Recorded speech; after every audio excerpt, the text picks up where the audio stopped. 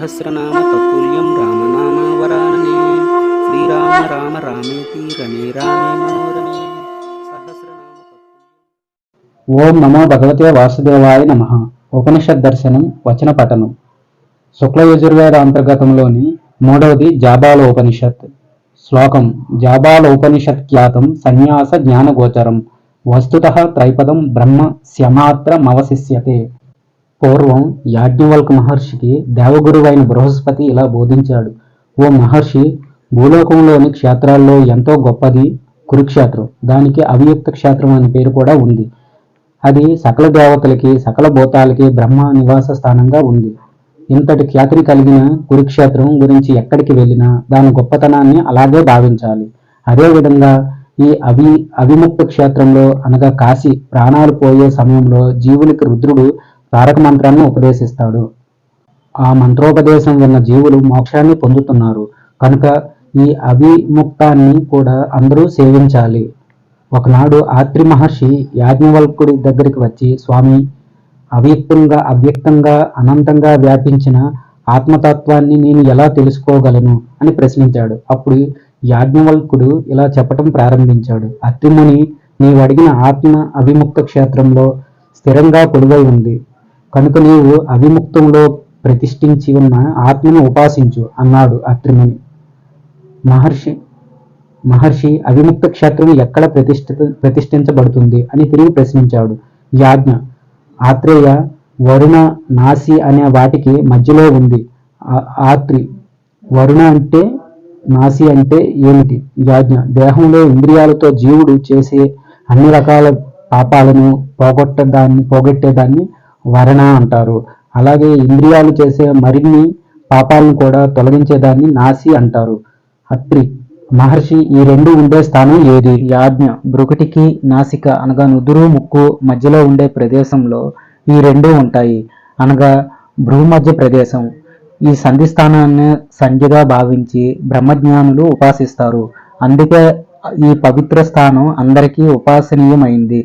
ఈ అవిముక్తాన్ని ఉపాసించటం వల్ల బ్రహ్మజ్ఞానం, తద్వారా మోక్షం కలుగుతాయి. ఒకనాడు కొందరు బ్రహ్మచారులు యాజ్ఞవల్కముని దగ్గరికి వెళ్ళి ఇలా అడిగారు: బ్రహ్మర్షి, ఏ మంత్రాన్ని జపించటం వల్ల మానవులకు మోక్షం కలుగుతుంది అని.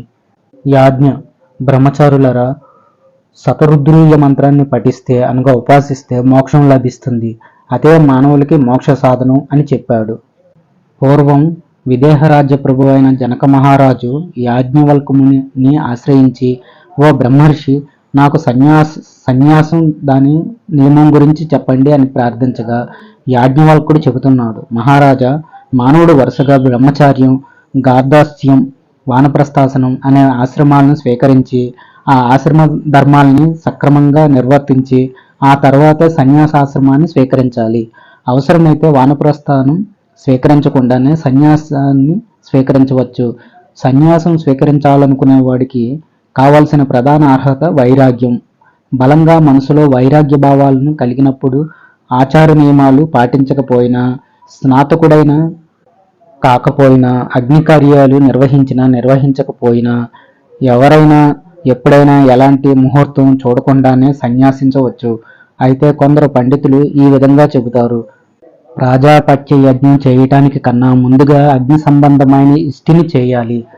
ఆ ఇష్టిలో మంత్రపూర్వకంగా అగ్నిని వెలిగించి ఆ తర్వాత గ్రామాగ్నిని వెలిగించాలి.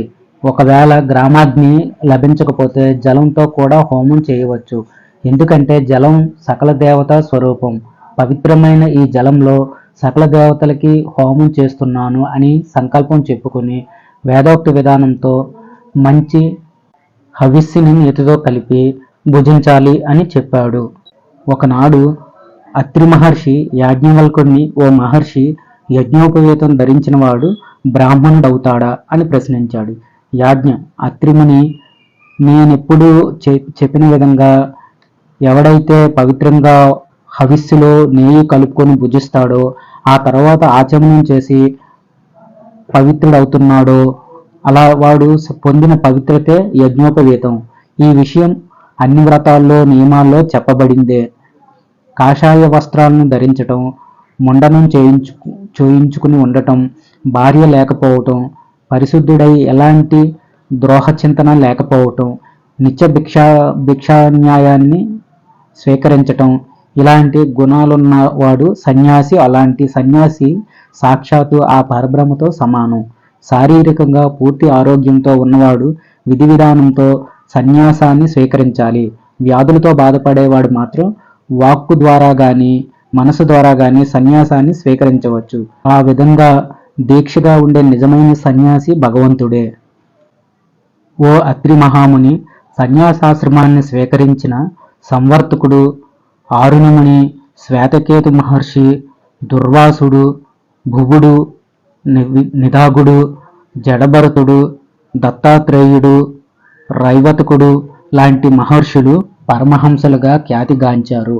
ఇతరులకు ఉన్మత్తులుగా కనిపించేవారు నిజానికి ఎంతో పవిత్రమైన నియమాలు పాటిస్తారు. ఈ విధంగా పరమహంసలైన వారు త్రిదండాన్ని, కమండలాన్ని, కావడ, జలపాత్రిని, శిఖయజ్ఞోపవేతాల్ని మంత్రపూర్వకంగా నీళ్లతో వదిలేసి ఆత్మజ్ఞానవతులు కావాలి. ఈ ఆత్మజ్ఞానాన్ని శ్రద్ధగా అభ్యసించాలి.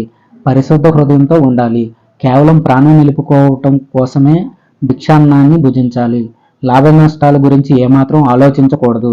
పరమహంస అయిన సన్యాసి శిథిలమైన గృహాలు, అరణ్యాలు, దేవాలయాలు, పుట్ట పొదలు, వృక్షములు, ప్రదేశాలు, కుమ్మరివారి ఇల్లు, అగ్నిహోత్రం వెలిగే హోమశాల, నదిలో ఉండే ఇసుక తెన్నులు, కొండ గుహలు, పెద్ద చెట్టు తొర్రలు లాంటి ప్రదేశాల్లో నివసించాలి.